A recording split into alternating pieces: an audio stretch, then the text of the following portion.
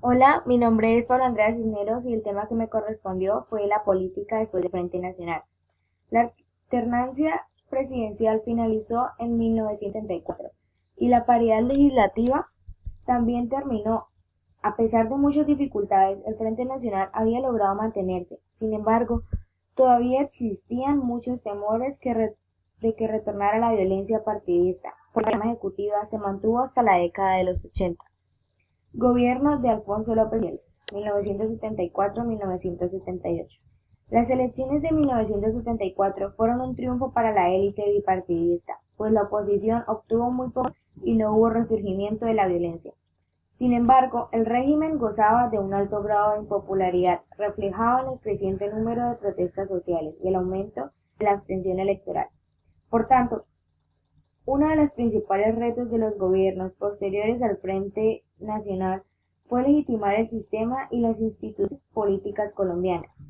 En este contexto, el candidato liberal y antiguo miembro del MRL, Alfonso López Michelsen, ganó por un amplio margen. Obtuvo el 56% de los votos frente a su rival conservador, Álvaro Gómez Hurtado, que solo alcanzó el 31%. Entre las razones de esta victoria, podemos destacar la imagen positiva de López Michelsen, quien era hijo del expresidente Alfonso López Pumarejo, uno de los gobernantes más populares de la historia colombiana, recordado por haber apoyado y mejorado las condiciones materiales de las clases populares. Además, López Michelsen se había ganado también la estima de los sectores más pobres durante su militancia en el MRL. Por otro lado, una parte de la sociedad colombiana existía temor frente a lo que podía representar el gobierno de Álvaro Gómez. La gente todavía recordaba que su padre, Laureano Gómez, había sido uno de los principales promotores de la violencia en Colombia. El mandato claro. Con un alto grado de popularidad, López inició su gobierno al que bautizó con el nombre de El Mandato Claro. En el campo de la economía, López introdujo las reformas monetaria y tributaria destinadas a erradicar el déficit fiscal existente desde el gobierno de Misael Pastrana. Además, llevó un plan de desarrollo que intentaba reducir las desigualdades entre pobres y ricos. En el ámbito social, el gobierno intentó fortalecer los lazos con el sindicalismo al otorgarle la personería jurídica a la CSTC y la Confederación General del Trabajo, un sindicato aparecido en 1971.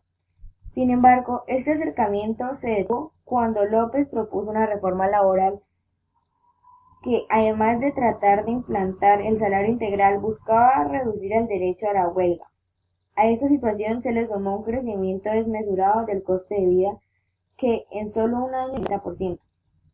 El descontento de las anteriores situaciones se vio reflejado en un elevado número de protestas, entre las cuales la más importante se produjo el 14 de septiembre de 1977, cuando diversos sectores sociales se unieron para llevar a cabo un gran paro nacional.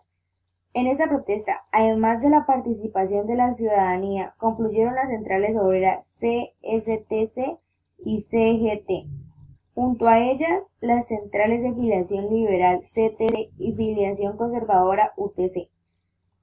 La protesta se tomó violenta. En Bogotá, Medellín y Cali se presentaron refriegas, saqueos y homicidios. Gobierno de Julio César Turbay Ayala, 1978-1982. Las elecciones presidenciales de 1908 fueron ganadas por el liberal Julio César Turbay Ayala, quien superó por un escaso de votos al conservador Belisario Betancourt. Durante el gobierno de Turbay Ayala se promovió el fortalecimiento económico y administrativo de las regiones colombianas.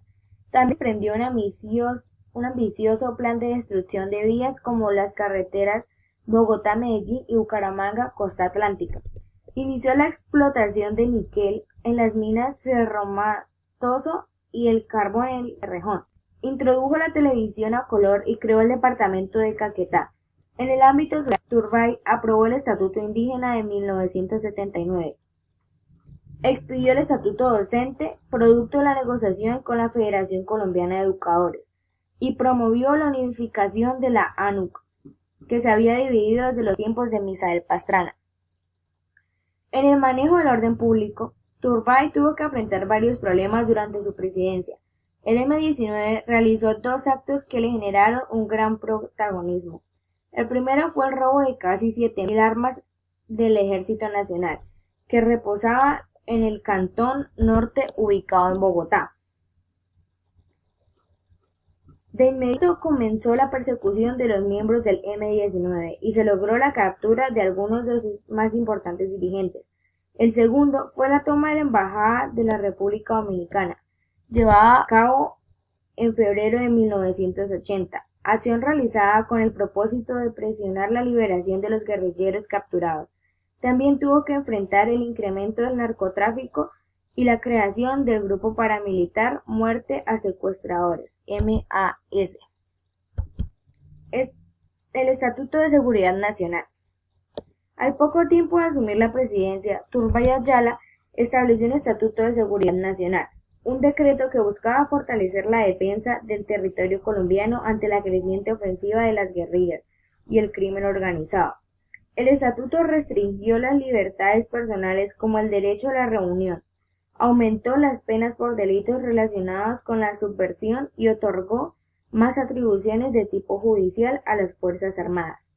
Desfortunadamente, la implementación del estatuto trajo como consecuencia el aumento en las violaciones de los derechos por parte de las Fuerzas Armadas, quienes recurrieron a la tortura y desaparición forzada como métodos para perseguir a la guerrilla y a los opositores políticos.